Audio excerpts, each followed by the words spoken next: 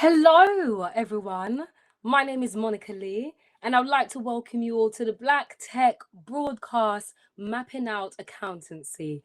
And I must say, you lot are in for an absolute treat with this session this afternoon. But before I get anywhere, I have to say a massive shout out to our sponsors.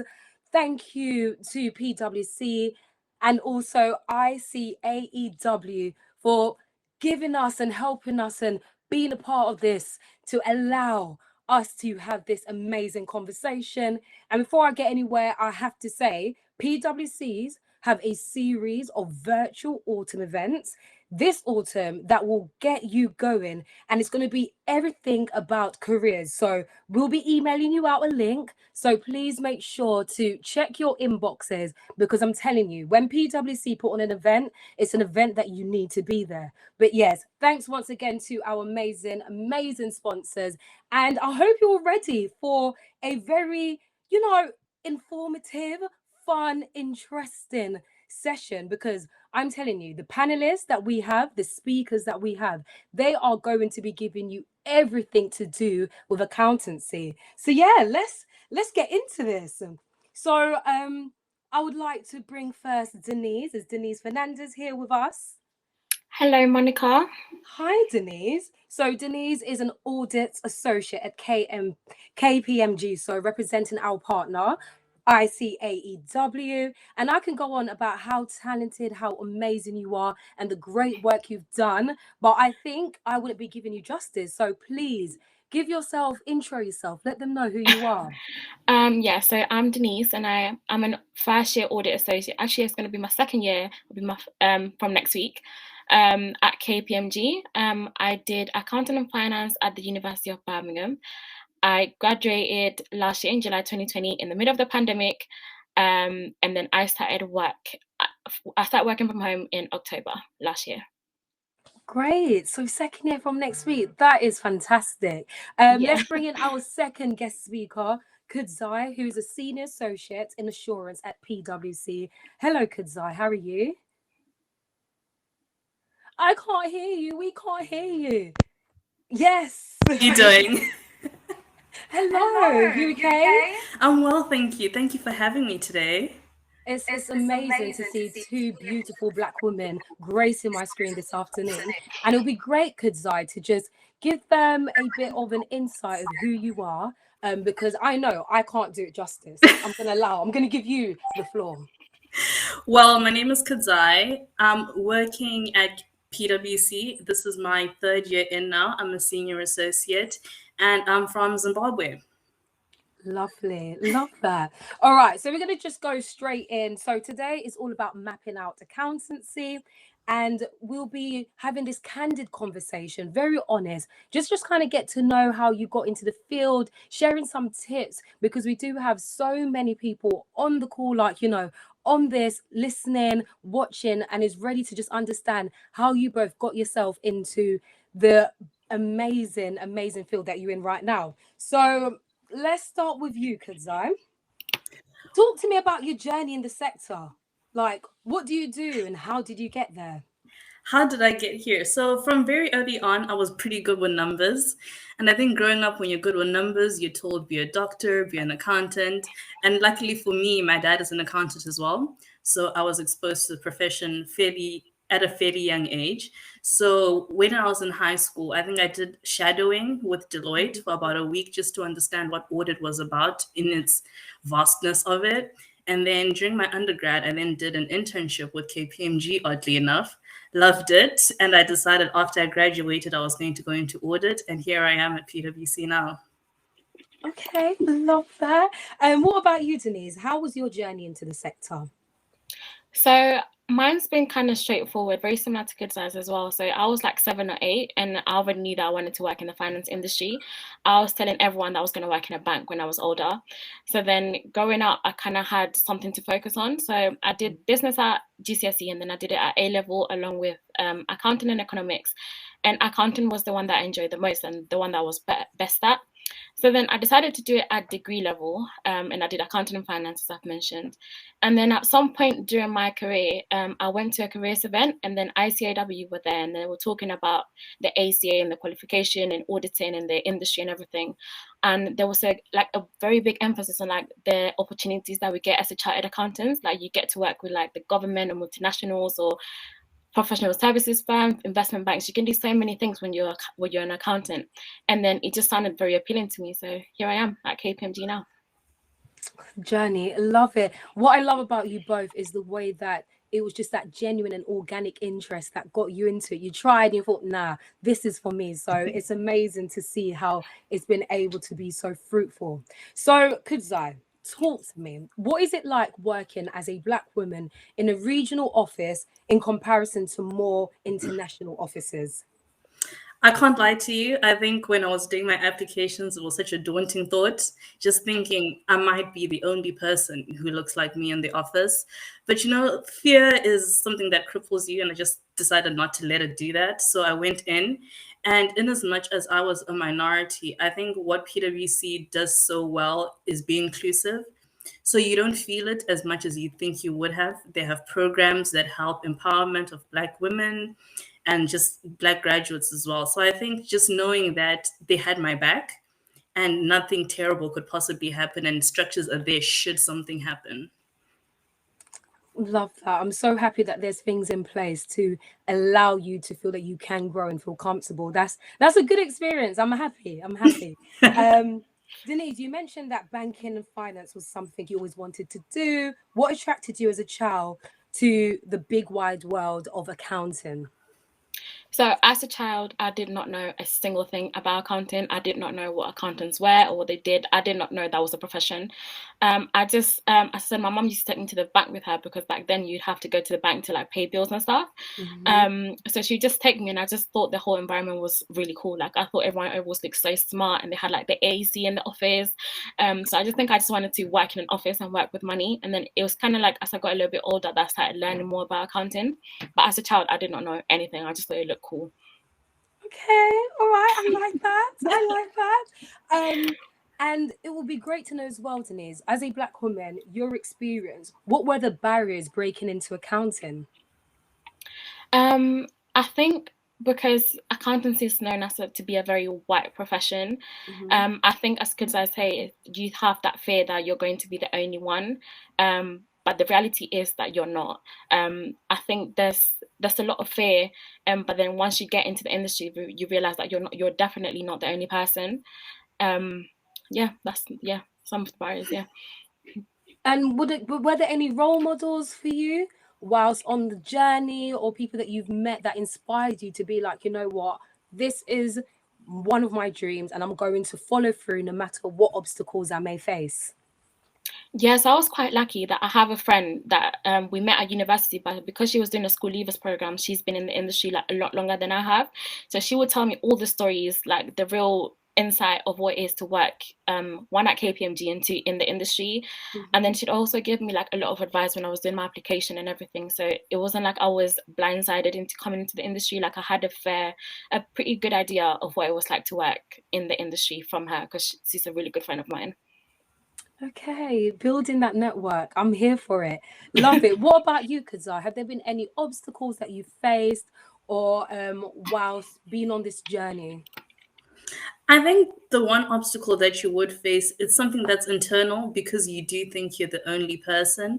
But like Denise was saying, once you get in and realize there are people willing to support you and people who do look like you, that removes any barriers that could possibly be there. And if challenges come up, like I said earlier, the people are there to help you, people who do actually look like you and people you can confide in. Okay, I'm loving this optimism. I'm loving how you're able to just come on here with a beautiful smile and just share this. Kudzai, had there been anyone that has like inspired you, any role models that have just kept you on your toes and be like, yeah, I'm gonna level up every single time? I think because accountancy was a profession that I was introduced to fairly young, there were people in my dad's network as well, women who were accountants who were coming up in the profession, and some of them ended up being partners.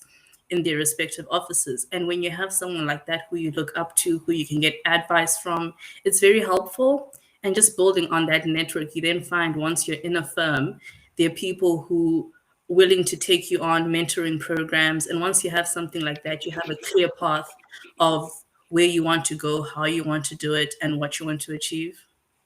Enlightening. Thank you. Okay. Were there any misconceptions? I'll come back to you, Kazai. Were there any misconceptions working in your industry? I think for me, the one thing that I thought about audit was it was boring. Which I think a lot of people might think as well, because you tend to think that it's the same thing on a day-to-day basis. But once you start and you're given the opportunity to choose what kind of industries you want to work in. So for example, I can take my summer. I worked with a utilities company and I worked with a telecoms company. Both of those are very different, and you have a challenging day each day in and out, and you just grow in your profession and what you can do and your skill set, because everything is so different and the people that you work with are different as well. Okay, so audit isn't boring then, no? No, okay, it's different. okay. Everyone's listening right now saying, you know what, Kazai, if I go into auditing and it goes left, I'm coming You back know to what? you. You can come back to me. I'm playing. What about you, Denise? What are the misconceptions of working in your industry, and what would you say is your response to them?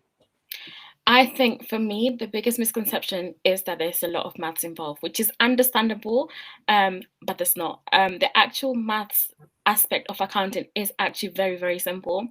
And then I think a lot of people think that to be an accountant, you have to come from an accounting or finance or business background, which is not the case. I know to study the ACA, which is the professional qualification to become a chartered accountant, with ICAW, I know they promote diversity in that sense. So they encourage people from different backgrounds with different interests to like come into the profession. So you don't have to be a mathsy person to be an accountant. Like you can come from like a history background or arts or science or wherever it is and still be an amazing accountant. Okay.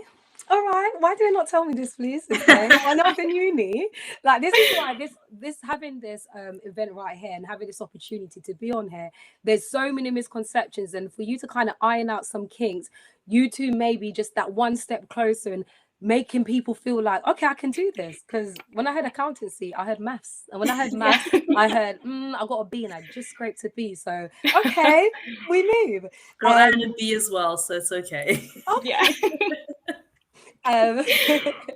Proper excited here. No, this is really like just giving me some amp. I'm loving it. So Denise, you mentioned obviously there's no misconception when it comes to people understanding that accountancy can be white male dominated. And I would like to know, what is it like being in that industry? Because it's one thing hearing like that's what you're getting into, but there's a next thing actually sitting in there and be like, oh wow, okay, this is a different experience. So what is it like being in that, being a minority throughout majority being white? I think as me and Kuta have both mentioned, that you once you actually get into the industry, you actually do find people that look like you. So you do find Black women and you find Black men and you find Asian women and you do find a lot of people that are not white male. And it's nice because I work in audit, which means I work with a lot of different teams, and all the teams that I've worked with in the past year, it hasn't been white male dominated, if that makes sense. Even though the industry has that characteristic, as per se, all the teams that I work with have been diverse, which is really good because we all hear it that it's a white profession, but when you actually do get into it, especially when you work with big firms, you do realize that there are people that look like you, which is really like relieving. Okay. And do you feel like there has been a huge improvement when it comes to diversity and inclusion? Obviously, you have mentioned that your experience have been an experience of, being around Black people, which has been exhilarating. But I think for those maybe still having that mindset that it might not be the same for me. Do you know what I mean? Because everyone experiences different going into different settings. Yeah, I think from last year, so what happened with George Floyd and all the BLM protests and everything, I think firms actually realized that, okay, there is a problem and we need to do something about it. So I think for sure it's something that it's still an active topic. It led to so many uncomfortable conversations last year that I think management sat down and they realized, like, we need to do something about this. Like, we can't have our Black colleagues feeling like this. And I know so many firms. I know my firm, they have like a Black Lives Action Plan, which is like a medium to long-term plan for Black colleagues. I know ICAW have come up with so many initiatives. One of them being that they've partnered up with like top accountancy firms, so PwC, KPMG, Deloitte, EY, all the big ones, to provide 10,000 students or Black professionals, so Black students or Black professionals, with an internship with a top firm. They have career sessions, they have virtual internships, they have a lot of initiatives that they've come up with. And then a lot of these initiatives are aimed at Black students and Black professionals because they're trying to target and improve the inequality that there is in the industry. So I think all of those uncomfortable conversations that everybody has had to have over the past year and a half, there is actually some change coming. Okay, that's great to hear. Very good to hear. What about you, Kazai? Because I know you mentioned briefly that your experience have been okay. It's been okay. It's been good. But has there been any instances where you felt like, oh, what happened here? Like, it's more about the color of my skin rather than the work that I'm doing. So it'll be good to kind of know if your experience. I think because I do work in a regional office, I tend to be on teams where I'm either the only woman or the only Black woman on it. So you do have times where there's a certain kind of aggression that comes from someone, and you take a step back and really question, is this because of my work or is this because of something else? But I think because we have people that are called career coaches within PwC, you have those people who are willing to listen to the problems that you're facing, whether it's with another colleague or with a client, because really, if you're client facing, you do tend to work with people of all kinds of mindsets. So the fear is there that you might come across someone who interacts with you in a certain way because of the color of your skin. But I think because of the support structures that are in the firm, you then tend to know that, okay, fine, this might happen, as it does that the fear that we all have on a day-to-day basis when we go outside. But knowing that the firm has your back and has a plan and action to kind of sort that out makes you feel like, okay, I can still do my job even if this is a fear of mine. Okay, and would you still say that there's a lot more work to do when it comes to diversity and inclusion? I think there definitely is. There's always work to be done, particularly with diversity and inclusion. We are a minority in the country, so we're all going to be minorities in the workspaces that we're in. But like Denise was saying, all these initiatives coming from the firms and the accountancy body itself really does help. So speaking on PwC's behalf, we have a Color Brave session that everyone in the firm has to attend at least once a month. And these are where we have conversations about biases. So for example, we had one last week where our biases that people were not aware of. So this is where you have conversations with someone. Well, you're like, okay, this is why I don't want you to touch my hair in a workspace. People don't realize that asking you, oh, is that your hair real? Is not something you should be asking anyone, let alone in a professional setting. But when you then have safe spaces to communicate that to people, I find they're more receptive that way. Okay, I'm really liking that initiative, and the fact that you're saying it's mandatory, so Yes. everyone has to attend. And I feel like sometimes when it comes to talking about diversity and inclusion, it's always like, oh, if you want to come, you can come through. And then the people that do come through is like, yeah, I'm doing my bit for the month, or I'm doing my bit for the week. So it's great that the company is putting their feet down and saying, no, it's non-negotiable here. Exactly. You better turn up. So it's nice to see that. It's nice. All right, Denise, the way this conversation is going, I'm like, I don't want it to stop, but obviously time is going. If you could give young Black talent who want to get into accountancy one piece of advice, what would it be? So I think this is the most cliche advice you ever hear, but I'll explain what I mean. Ask your questions and utilize your network. So, but what I mean by that is sometimes you'll go to like a careers event or a careers fair, whatever it is that you go to, and you'll meet someone from a firm or like the industry you're trying to go to, and then you ask 2 or 3 questions, and then you go because there's 100 people trying to ask a question, and then but you might still have questions. So I always say, don't be afraid to get someone's email or their LinkedIn or something and reach out, connect, and ask the questions that you need to ask. Because I feel like a lot of people that do this type of like events, or like recruitment events or like information events, we're all happy to help. So I wouldn't mind. I've had people after I've done an event message me on LinkedIn like, oh, I had this question, but I didn't get a chance to ask it. And I'm happy to answer any questions, because when it comes to this type of events, like they're very time pressured. So there's certain things that we have to get through. So that means that sometimes we can't answer every question. But as a student or as a young professional, you might still have 5 questions that you need an answer to. So I always say, if you find someone that works for like a firm or the industry you want to work in or you're interested in, utilize it. So connect with them on LinkedIn or ask for their email and get an answer to your question.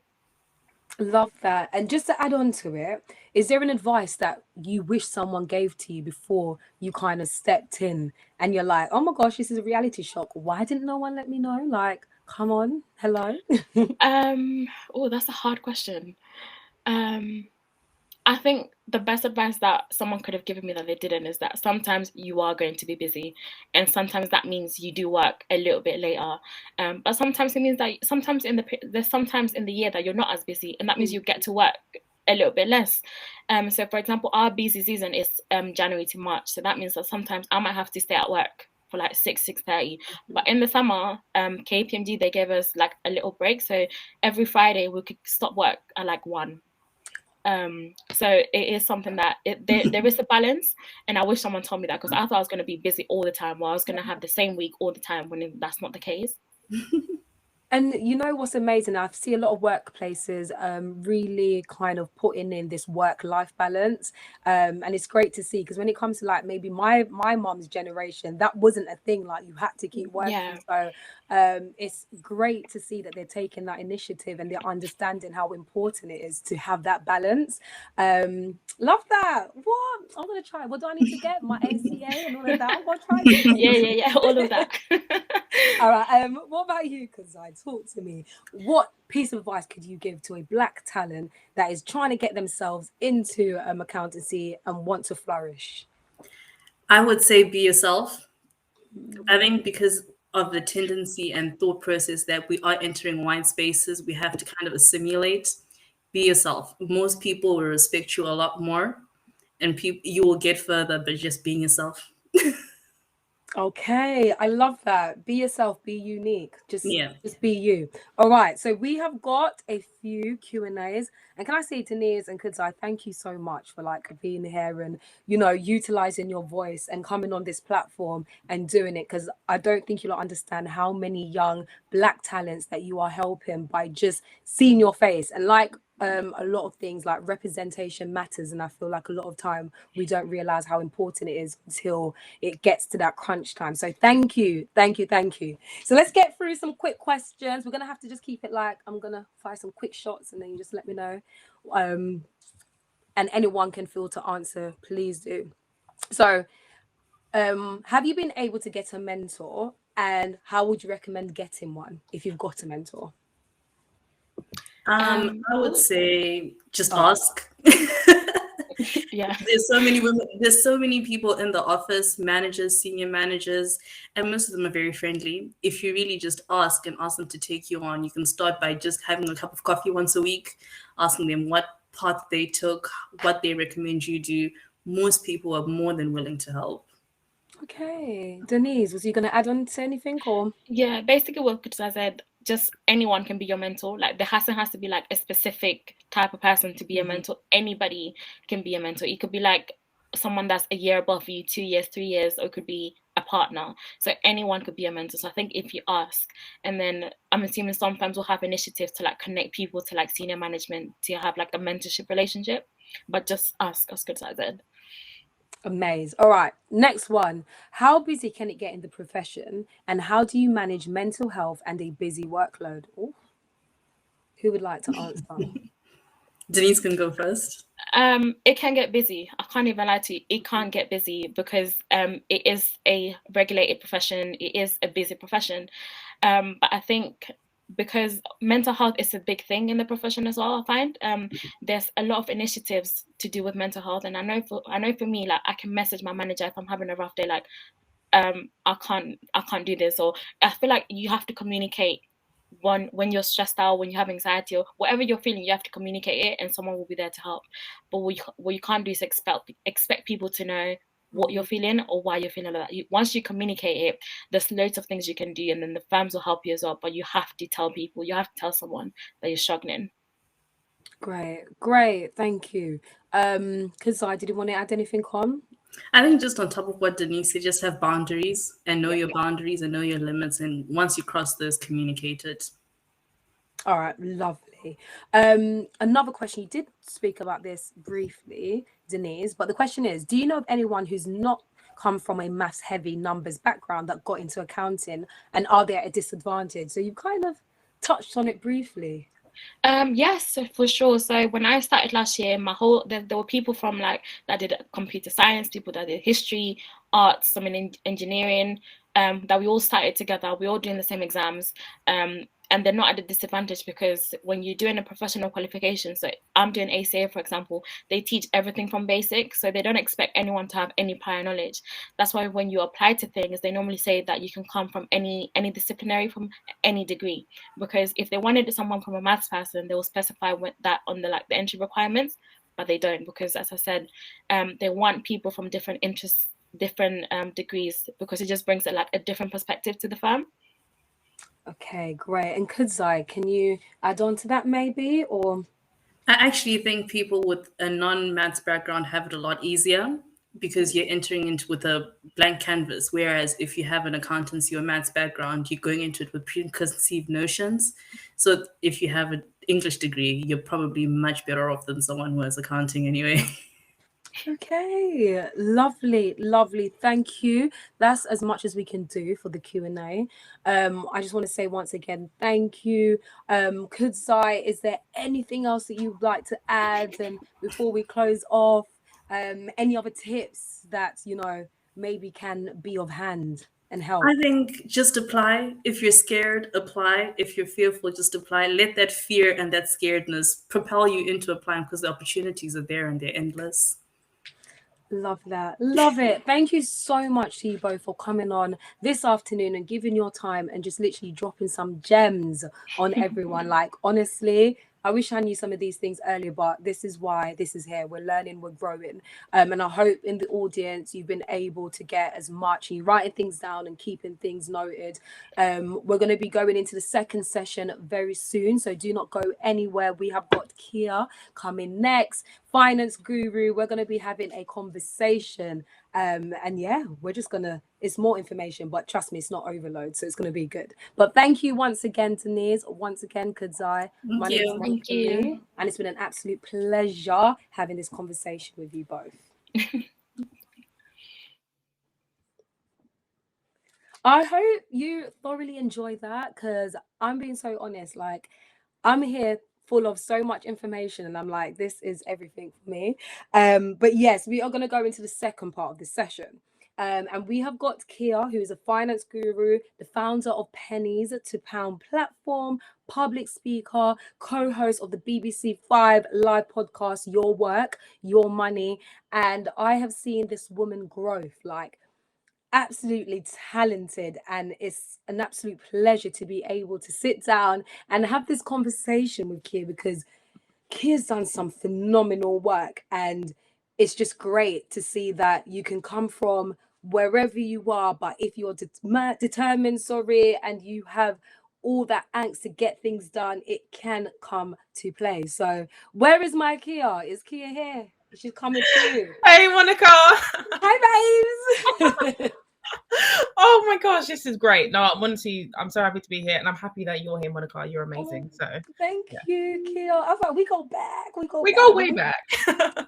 But this is what it is. Life does a full circle, and the more you work and you continue to just be nice and be amazing, things will come to you. And your hard work, you've been working.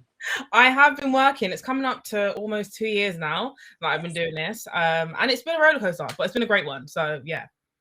That's amazing. So I've obviously done my intro and I can go on and on about here, but it'll be great for you to obviously add in a few pennies and a few pounds to what I said before, just to kind of let them kind of get more of a feel of who you are, because I already know. No, well, you summed it up well, but just to reiterate, my name's Kia. I am a public speaker, obviously an entrepreneur because I've got my business, and the founder of the platform Pennies to Pounds. Pennies to Pounds is a financial literacy platform to educate all people, but especially young people, around personal finance. And I started that in October 2019. It started off as a podcast. I'm not going to go too into it right now, but yeah, that's how it started. I'm also a co-host on BBC Five Live podcast, Your Work Your Money. I'm also a columnist for OK, for the personal finance. What else do I do? I'm featured on many different platforms like The Guardian, Telegraph, different places, worked with loads of different banks, been obviously very much featured as well as the podcast, but very much on the BBC, on their money programs. So yeah, I'm very busy. I do loads of things, basically. You see, really off, babes, really off. This is what I want to hear. Like, I feel sometimes when it comes, when we come to like explaining ourselves and putting ourselves out there, we can be like, oh yeah, I've done this and I've done that. Oh, you might have seen that, but no, let the whole world know, because we are here for a reason. So shout outs to you and congratulations. If you've not heard it many times today, congratulations. We love this. So talk to us. How do you get into this? Do you know what? This wasn't like, I didn't go to uni and say, this is what I'm going to do. That wasn't my plan. I studied economics at not degree level, at A level, and I went to university and studied French and business. And I always thought I was either going to go down the language route or business or economics route. That's what I thought I was going to do. And it wasn't until I got to university that I actually realized that a lot of young people don't actually understand how to manage their money. So initially I was just educating my friends because they'd come to me and ask me. And then I started a YouTube channel in 2018. It didn't take off the way I wanted, but then it was actually 2019. So in October, or maybe September, I actually did a thread on Twitter about the Help to Buy ISA, because again, I wanted to educate people, and at the time that was closing, and I really wanted people to actually understand what it is, how it works, and why you should get one. So that's what I did. Ended up going viral, and that's kind of what started everything. And then from there, people asked me to explain more things. And my whole USP was I wanted to explain finance, but in a simplified manner, just so people understood the day-to-day things that people should know, because I find that it can be very jargon filled online. So that was the whole point. And then that kind of just took off. People were asking for more content. I'm thinking, what do? I can't just live on Twitter. So then I started the podcast, and that's when the podcast came in October. And that was really good. So we kept that, just the podcast alone, no socials at the time. And then it was February, March last year, we all know what happened. We all went into lockdown. COVID kind of took a hold of all of us. And then that's when there was even more of a demand for my content. And that's when I kind of turned it to full-blown platforms with the website, with all the social channels. And yeah, that's kind of how we've gotten to be to where I am today. Your journey, just the leveling up, like you hit one target, you think, yeah, that's me. The next one, you continue to grow. I mean, I remember having a conversation with you a while back, like, oh, this is a lot, Monica, like this is intense. Normally when I start things, it can go a bit like shaky, and I want to make sure that I see this through. And to be able to see the way you've developed and the way you've grown, it just shows that when you have passion alongside techniques and strategy, this can be something. And like you mentioned, you didn't study it. So like it's nice to have the difference, you know what I mean, from the first session to the second session. Once you know what you want, you can do it.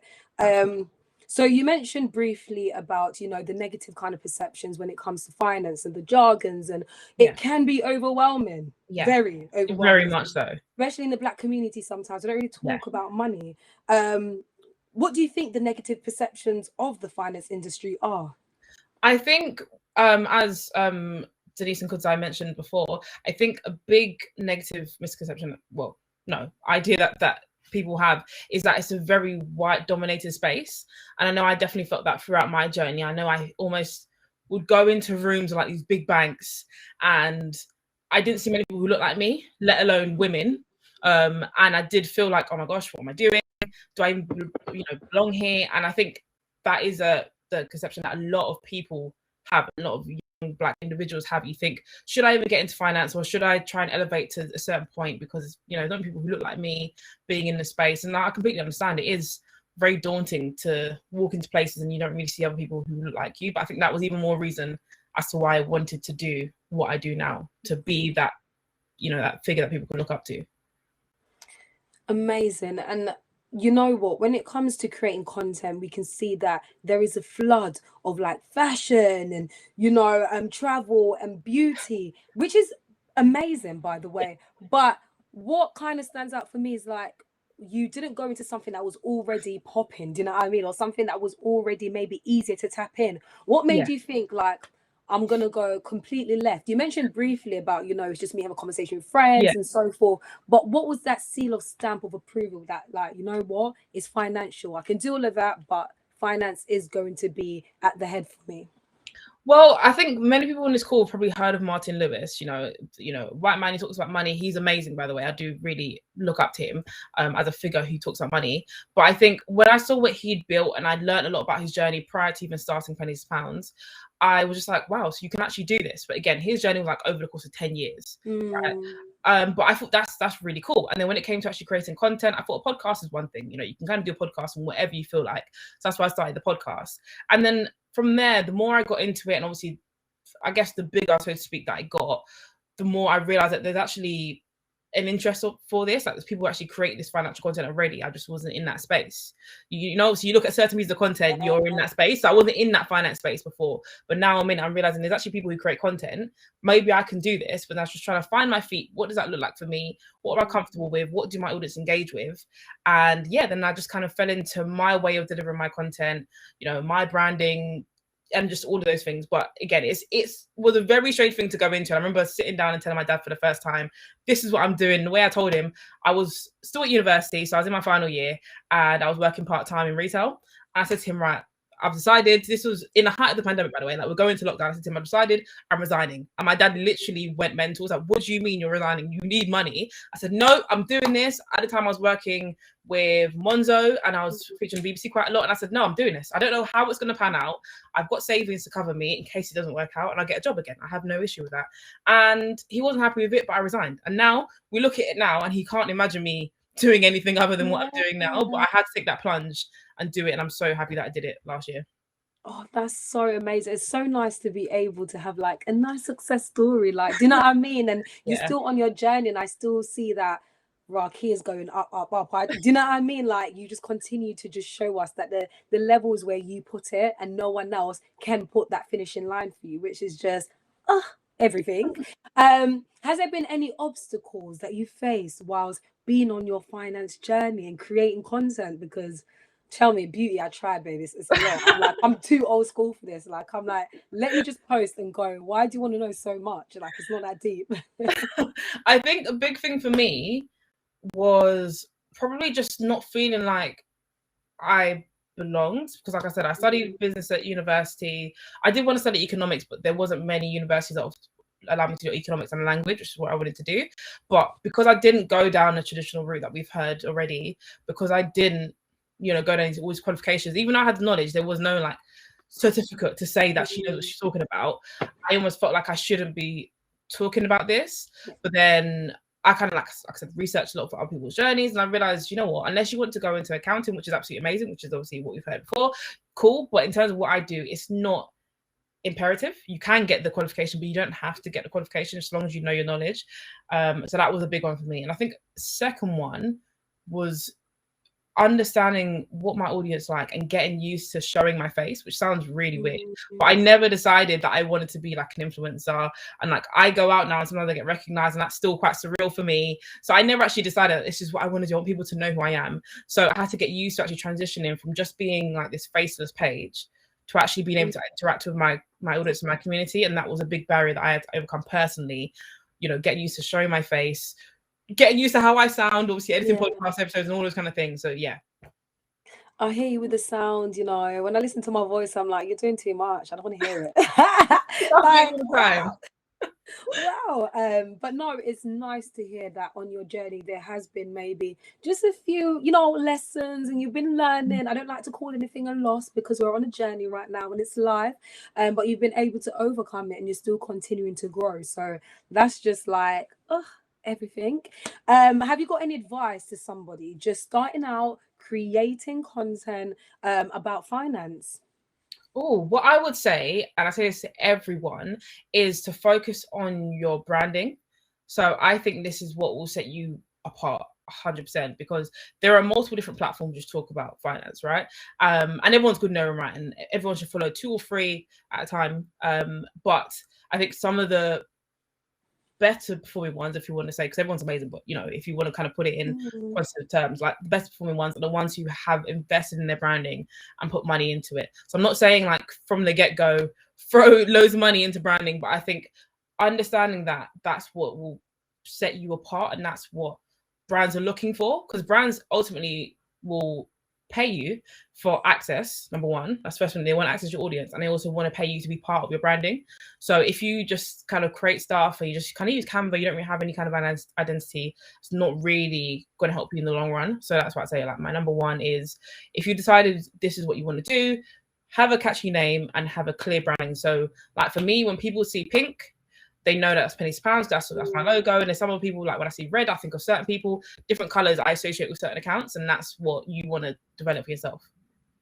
And just to delve into a bit more, when you say branding, because branding on a spectrum, there's a lot when it comes to branding. So are you talking about, okay, the Instagram, the way it looks, the feed, the attention, the attraction? Can you just let us know a bit more, just obviously using your example with regards to that and how it looks? Yeah, so I'd say the biggest thing that I would say is, when I started off trying to figure out my branding, I invested money into getting a logo designed and getting like Instagram templates, so everything was coherent. So whenever I have my posts, they all look the same. Even when I have Instagram stories, I have the posts in the background so you can see what it looks like. So when I'm talking about branding, I'm talking specifically about the look of your Instagram page, the color scheme that you pick, and logo and name. So make sure that that's very important. And a big thing that I got into in the beginning is I didn't fully double check, you know, copyrights and trademarks. That's a really important thing that not everyone talks about.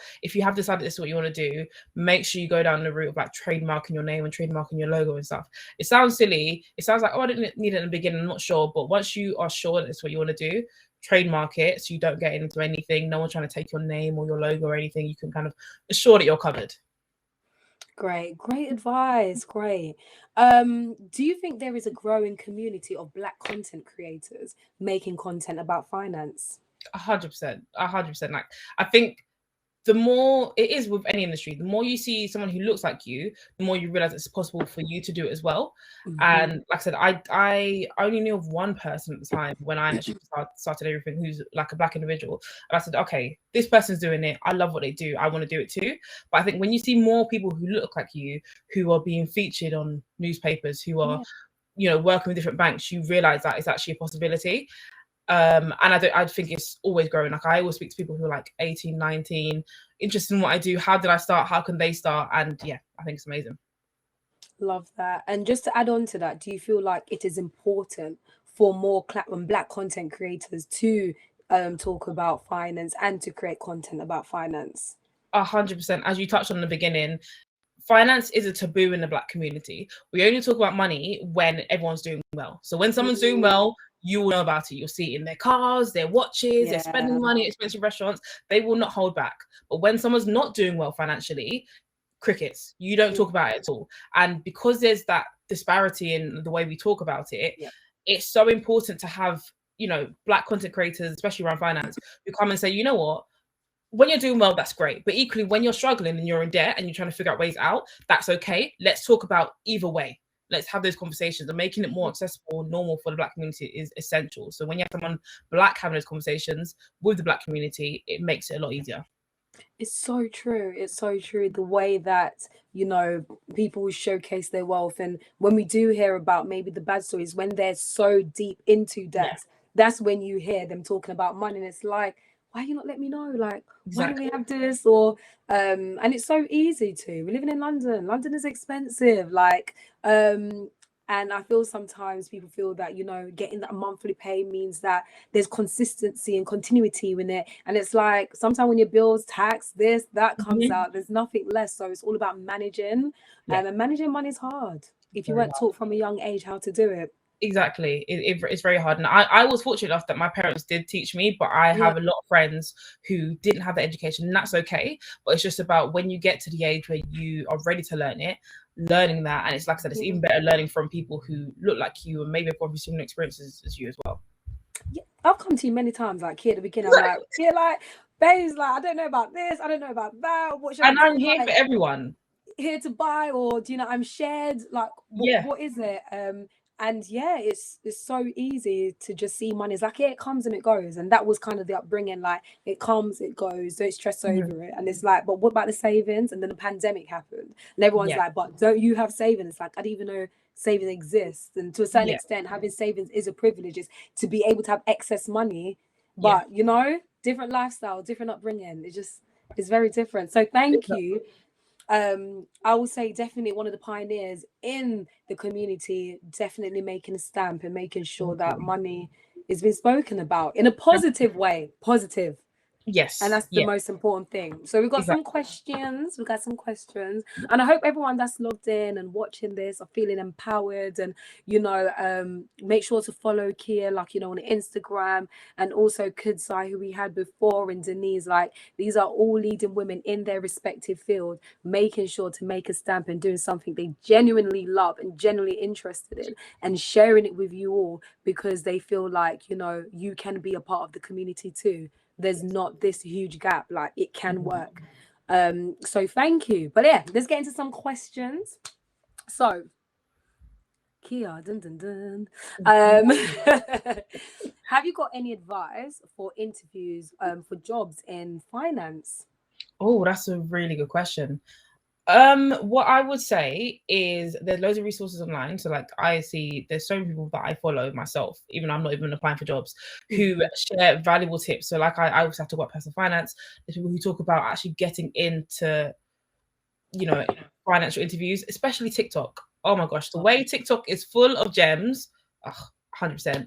I'm probably not the best person to ask in terms of like finance interviews, but I definitely would say, like I said, there's resources online. There are loads of videos which tell you what to do to help you to ace it, and just make sure that you read up on it. If you know anyone, or like the ladies mentioned before, LinkedIn is your best friend. If there's a role that you're going for and you type it in and you find someone on LinkedIn who's really in that role, ask them the interview process, ask them what do they go through, what should I prepare for, and then you kind of have a better understanding and almost like a step hopefully above other applicants, because you actually understand what's coming up, what should I make sure I mention. But yeah, my biggest thing is always use LinkedIn. So search for the role that you want to apply for junior analyst, type into LinkedIn, find people in that role, hopefully in the place you want to apply for, and connect with them, send them a message.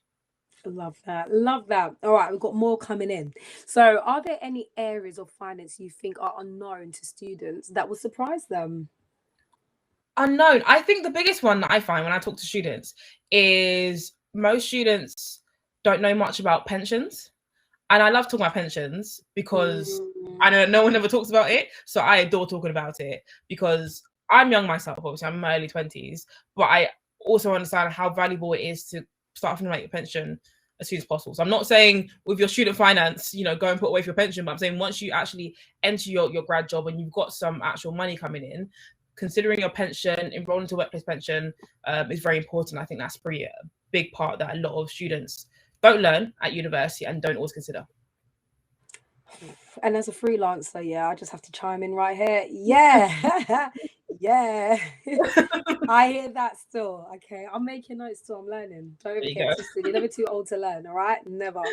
All right. So what resources did you find helped you to understanding finance? Did you prefer podcasts, online research, like what was it? Was it practice makes perfect, life experience? What was that journey like for you? That's really good. So it was part learning from my parents, part personal experience, part obviously economics isn't directly personal finance, but I did learn a lot from there. And then everything else, I'm more a visual learner than what's the word, audio. So I'm not really a podcast girl, and that's not to say that podcasts aren't good. I just don't really listen to podcasts like that. So I prefer reading up articles or finding YouTube videos or like reading in that regard. But there are some amazing, like I said, podcasts, which obviously mine is there, but which obviously teach you about the subject. But for me, I just preferred whatever I had questions about, I would go and research it, Google it, understand, and even now. So I know quite a lot about personal finance, but the way the economy is always changing, it does demand me to actually still research different things. If something's changed, I need to understand what the change is. How does it affect people? So I'm always in the know. Okay, great. And I wanted to ask one more thing. Like, when it's talking about your journey, like, what is next for Pennies to Pounds? Because I feel like you've done so much, like, incredible. Love it.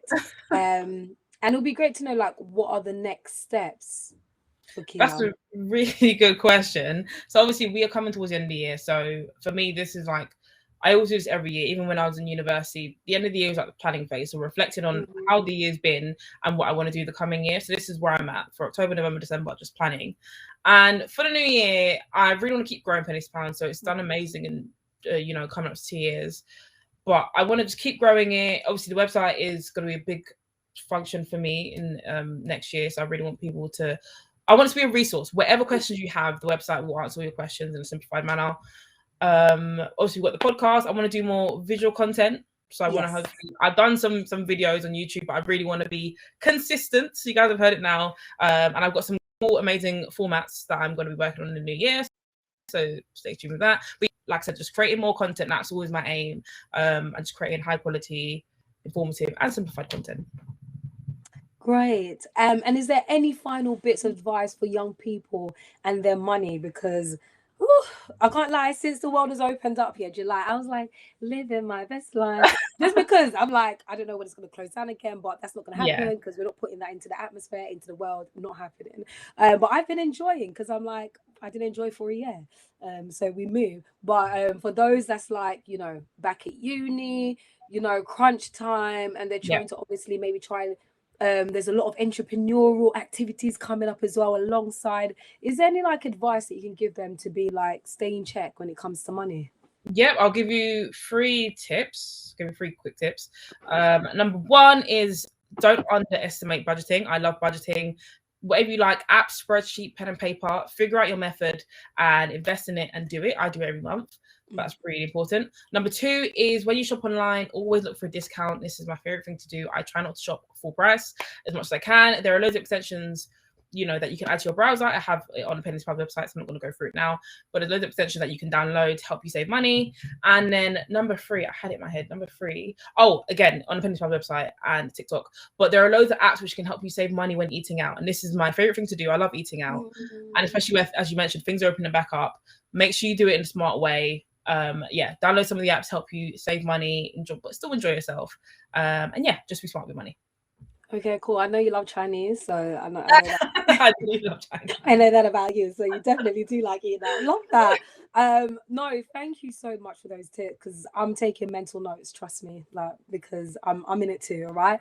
But no, it's amazing to have you on, Kia. I felt like you just definitely gave some insight to what you've done, your journey. It's super inspiring, and I think sometimes it's just nice to have that contrast and that balance where studying at uni, but also the way that you were able to have an idea, executed it, and then you've come back on yourself and refined it. Like, not everything was done at once. You put something out into the world and you decide that you're going to stick to it. And then now I'm seeing the website and I'm seeing all the formalities.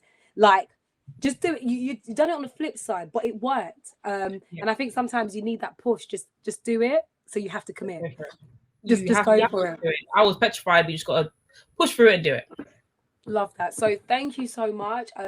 This conversation with yourself, also Kudzai and Denise, it was just great to see how both paths and journeys, very different, but it all aligned to the main goal of success and true love for what they do, and that you can do something, you can be something if you put your mind to it, and work hard, because I feel like people forget about that. Work hard alongside it all. We'll make it work.